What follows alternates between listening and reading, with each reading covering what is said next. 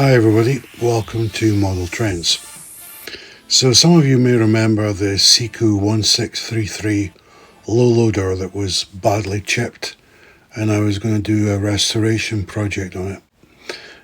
The trailer was quite badly chipped as well, as you can see here.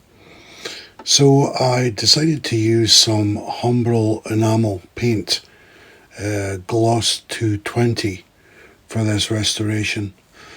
I taped up the front of the cab to change the lighting because it was painted white, and I felt that silver would be a better look, matching with more modern models that you see nowadays.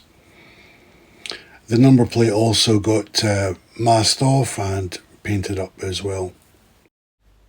And the idea is to add some number plate details with a paint pen later.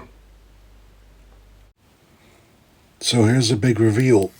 Truck is now finished, and I put it on the desk first just to have a quick look over. Everything is now repaired, painted up.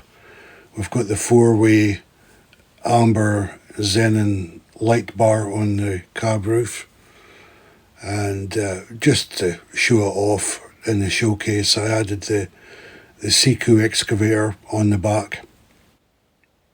I actually quite enjoyed this restoration. I was quite surprised actually how much fun it was getting this model back to a new condition. You know, rescuing a model that was destined for the scrap heap or a landfill, and restoring it back to the best it can be, and even improving on that. And I certainly think the model looks really, really good now. You can see it here in the British Rail garage, and it just looks fantastic. This model, just for those that maybe didn't see the earlier episode, this model cost £5 and just some of my time.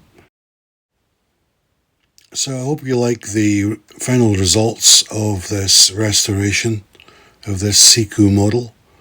I do have a couple other bust up models to possibly restore in the future, and if it was as much fun as this one was, I'll be looking forward to doing those as well. So thanks for watching, and I'll see you next time.